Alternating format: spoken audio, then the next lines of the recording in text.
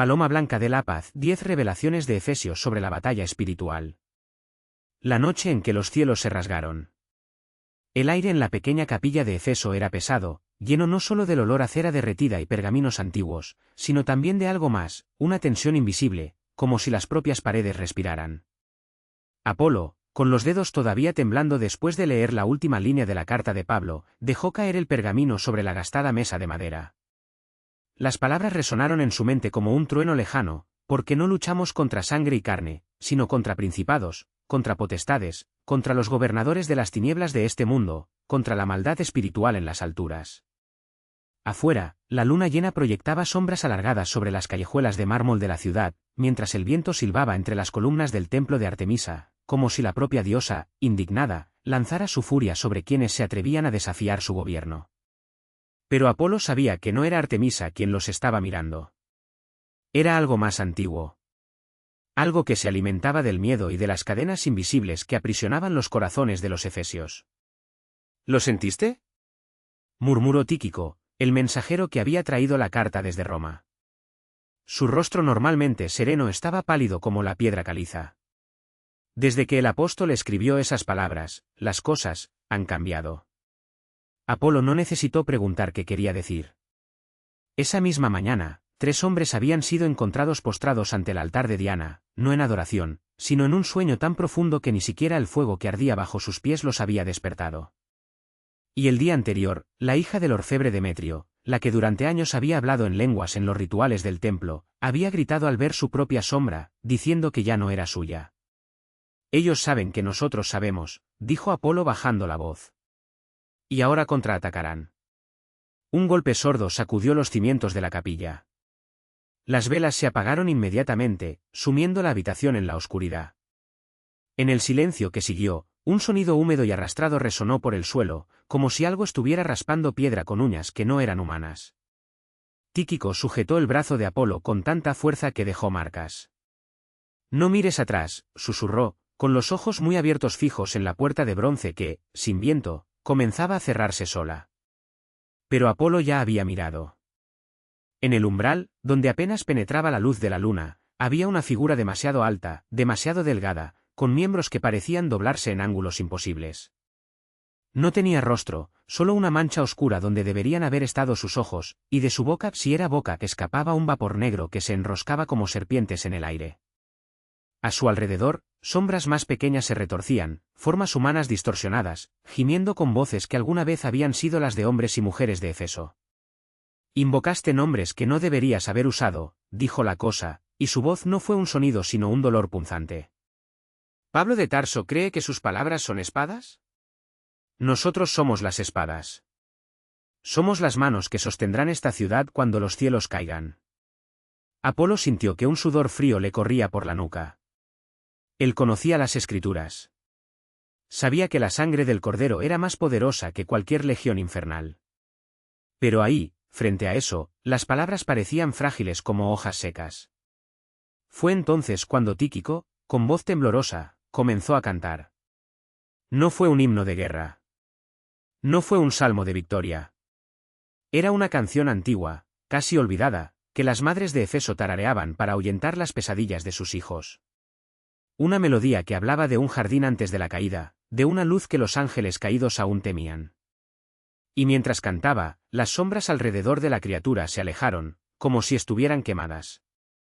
La cosa en la puerta se retorció y su vapor negro se disipó en chillidos agudos. Por un instante, Apolo no vio un demonio, sino una herida, algo desgarrado, incompleto, que odiaba el recuerdo de lo que alguna vez fue. No ganarás, la voz ahora era un gruñido, pero había una profunda desesperación en ella. Malo. Pero les haremos sangrar por intentarlo. Y entonces, como humo llevado por el viento, la criatura desapareció. El silencio que permaneció fue peor que el terror. Porque Apolo lo sabía, eso no era una amenaza. Fue una promesa. Y en algún lugar de los lugares celestiales, una batalla que se había estado librando desde antes del tiempo estaba a punto de hacerse visible. El aire del jardín abandonado todavía temblaba con el eco del canto de Apolo, como si las mismas hojas de los árboles muertos conservaran el recuerdo de la luz que las había tocado. Bajó la lira, con los dedos temblando sobre las cuerdas de plata, y sintió el peso del cansancio posarse sobre sus hombros como un manto de plomo. No era el cansancio de la carne, sino el del alma, el que surge al tocar, aunque sea por un momento, el abismo entre lo que era y lo que es. La tierra bajo sus pies, antes reseca y agrietada, ahora exudaba un perfume tenue, casi imperceptible, el olor de algo que intentaba renacer. Apolo se arrodilló y presionó la palma de su mano contra el suelo. Debajo de la corteza de ceniza, había un calor palpitante, como si el jardín, en su letargo de siglos, hubiera escuchado la canción y respondido con un suspiro. Pero no fue suficiente. Nunca lo sería. Se puso de pie cuando escuchó el crujir de alas. No era un sonido de este mundo. Vino desde arriba, cortando el cielo como una hoja de obsidiana, y Apolo supo incluso antes de levantar la vista que no era uno de sus hermanos. Los dioses no bajaron así, con prisa, furiosos, con el olor a azufre aún adherido a sus plumas. Él era un ángel. O lo que quedó de uno. La criatura aterrizó ante él con un crujido de huesos y plumas ardiendo. Su forma era la de un hombre alto, envuelto en una capa andrajosa que alguna vez había sido blanca pero que ahora tenía las cicatrices de 1000 batallas, manchas de sangre seca, marcas de garras, y lo peor de todo, el brillo apagado de una corona rota todavía adherida a su frente. Los ojos, eran 2 pozos de fuego moribundo, casi extinguidos pero aún capaces de arder. La voz era un arrastre de arena sobre piedra.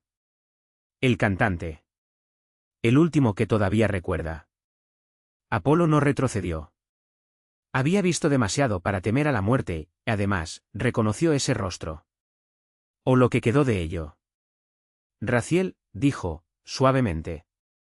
O lo que queda de él. El ángel, si todavía se le podía llamar así, se rió, un sonido que sonó como un cristal rompiéndose. Todavía me conocen. Qué irónico. Quemé los nombres de los traidores de la memoria de los cielos y, al final, soy yo quien no puede olvidar. Extendió la mano y Apolo vio que sus dedos terminaban en garras negras, como si la propia sombra lo hubiera carcomido. Ya vienen. No los que conoces, los dioses, los titanes, los héroes de tus canciones. No. Son los que cayeron antes de la caída. Aquellos que fueron desarraigados del huerto no por la rebelión, sino por algo mucho peor, el olvido. Apolo sintió que el frío penetraba sus huesos. ¿Qué quieres decir? Raziel cerró los ojos y por un instante, su rostro se contrajo en una máscara de dolor tan antigua que parecía tallada en piedra. En el principio estaba la luz. Y la luz tenía un nombre.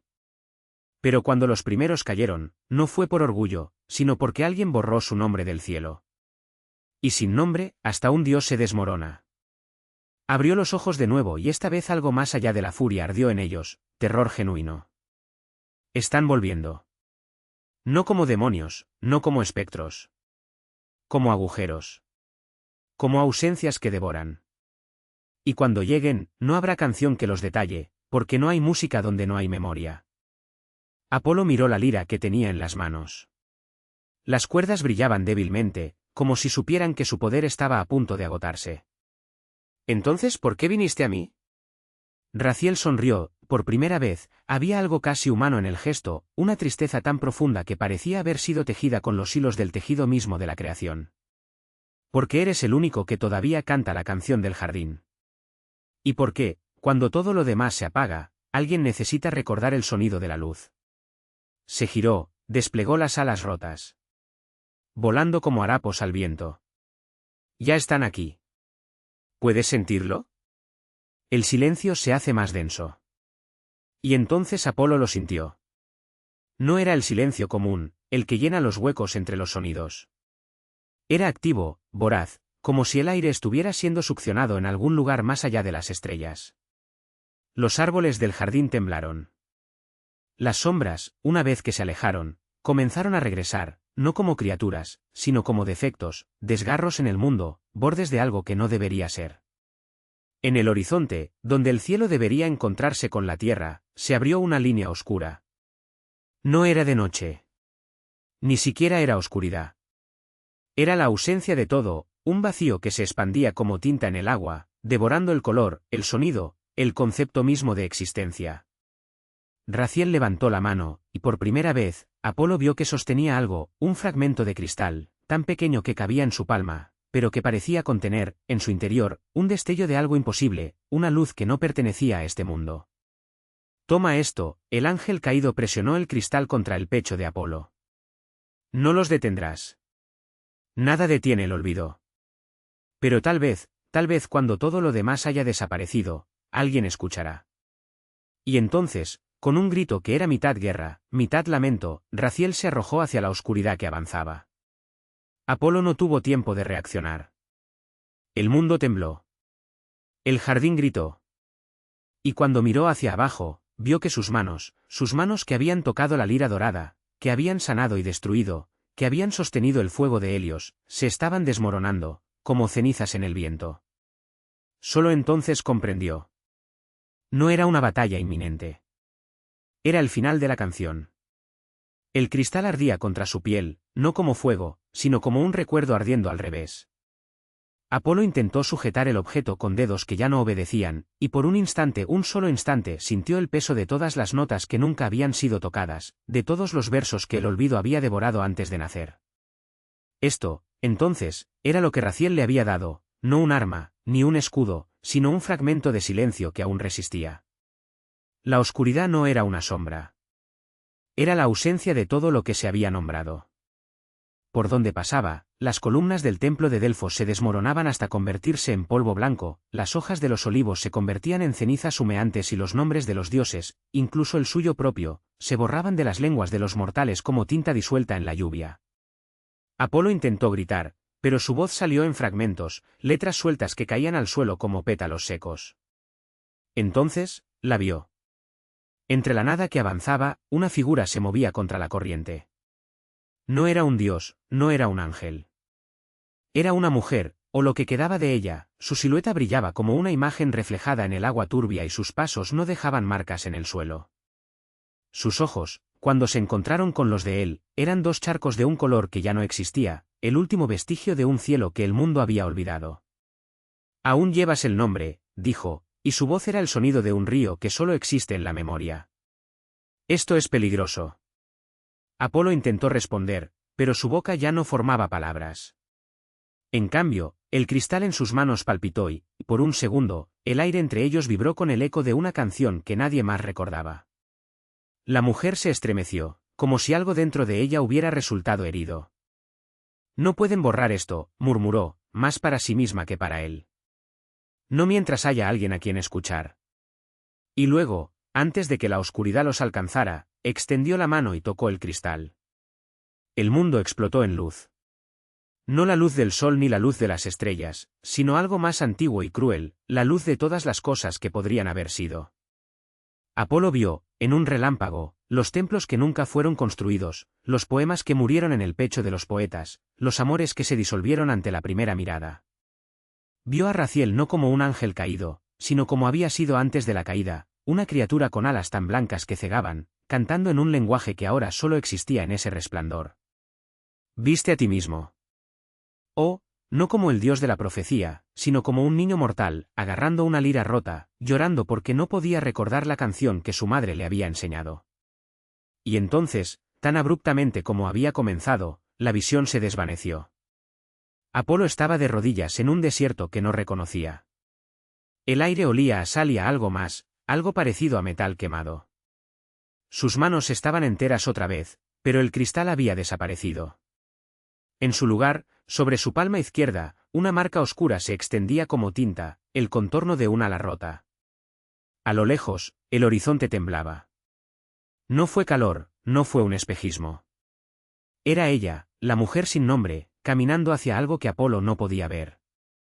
Y detrás de ella, como un rastro de sangre, la oscuridad retrocedió, lenta e implacablemente. ¿Se levantó? No hubo más profecías. No hubo más oráculos. Pero mientras durara su memoria, mientras durara esa memoria, sabía lo que tenía que hacer. Apolo empezó a caminar en dirección opuesta. El viento cortaba como láminas de cristal, arrastrando granos de arena que se clavaban en la piel como agujas. Apolo no sintió dolor. La marca en su mano palpitaba, latiendo al ritmo de un corazón que ya no era divino pero que aún se negaba a ser humano.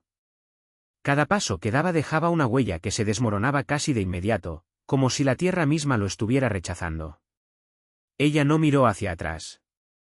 La mujer anónima avanzó con la postura de alguien que lleva una carga invisible, sus hombros ligeramente curvados, sus dedos entrelazados frente a su cuerpo como si sostuviera algo que solo ella podía ver. Su vestido, que alguna vez fue blanco como el hueso, ahora estaba manchado de gris alrededor de los bordes, como quemado por las sombras que la seguían. Apolo sabía que si gritaba, ella no lo oiría. Si corría, no la alcanzaría. Pero ella no era a quien necesitaba acercarse. Era lo que buscaba. La oscuridad no era un vacío. Era una presencia espesa y húmeda, como el aliento de una bestia dormida. Se movía en lentas ondas, tragando rocas, devorando la estela de la mujer, dejando tras de sí solo un silencio más profundo. Apolo se detuvo y cerró los ojos. Ya no había ningún dios en sus venas, pero el recuerdo del fuego todavía ardía en algún lugar dentro de él. Extendió su mano llena de cicatrices y susurró una palabra que no era una oración, sino una orden. El desierto tembló. Se abrió una grieta en el suelo, tan fina como el corte de un cuchillo, y de ella brotó una enfermiza luz dorada, como pus de una vieja herida. Apolo no se sorprendió. Sabía que los portales entre mundos en realidad no se cerraban, simplemente se quedaban dormidos, esperando que alguien los despertara con sangre o deseo.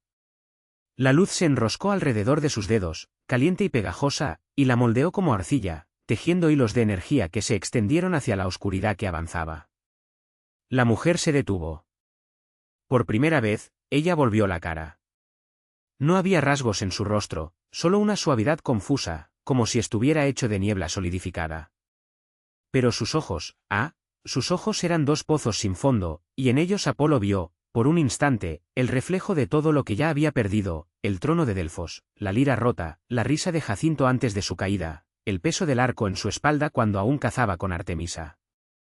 Ella abrió la boca, y aunque no salió ningún sonido, Apolo escuchó su voz dentro de su cráneo, como un eco de algo que ya había dicho miles de veces. No puedes detenerla. No tengo intención de hacerlo, respondió Apolo, y sonrió. Era una sonrisa triste, el tipo de cosa que los mortales llamarían cruel. Tengo la intención de alimentarla.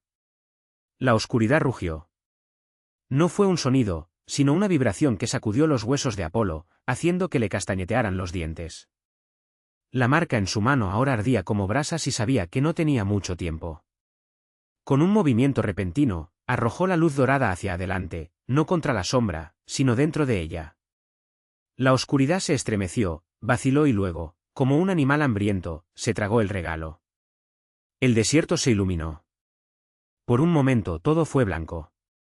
Un destello cegador, más intenso que el sol del mediodía, y en el centro del mismo, la silueta de la mujer sin nombre desapareció como humo. Apolo volvió a caer de rodillas, esta vez por elección propia. El aire olía a ozono y a carne quemada. Cuando se apagó la luz, la oscuridad desapareció. Y en el lugar donde había estado la mujer había un niño. No era un bebé, sino una niña de unos 7 años, vestida con harapos del mismo material gris. Su cabello era del color de la noche sin estrellas y sus ojos, cuando los abrió, eran 2 fragmentos de cielo antes del amanecer. Miró a Apolo con tranquila curiosidad, como si lo reconociera pero no supiera dónde. ¿Eres mi padre?, preguntó, y su voz era el sonido del agua corriendo sobre piedras lisas. Apolo no respondió. En cambio, extendió la mano y tocó la frente de la niña con los dedos. La marca en su palma brilló por un segundo, y vio, no el futuro, sino el pasado, la mujer sin nombre arrodillada en un templo en ruinas, llorando mientras susurraba algo al oído de una estatua de piedra. La estatua era suya. ¿O lo había sido? No, dijo finalmente. Pero te voy a llevar a casa. La niña sonrió. Fue una pequeña sonrisa vacilante, como si no supiera muy bien cómo hacerlo. No tengo casa. Apolo miró hacia el horizonte, donde el desierto comenzaba a disolverse en niebla. En algún lugar más allá de esos límites, había un mar. Y más allá del mar, una isla que conocía bien. Entonces construyamos uno, dijo, y le tomó la mano. Cuando dieron el primer paso juntos, el suelo bajo sus pies floreció. No en hierba ni en flores, sino en piedra negra, lisa como el cristal, que se extendía ante ellos como un camino. Y muy arriba, donde antes solo había un cielo vacío, se iluminó una estrella solitaria, no para guiarlos, sino para dar testimonio. Apolo no miró hacia atrás. Ya no quedaba nada que ver.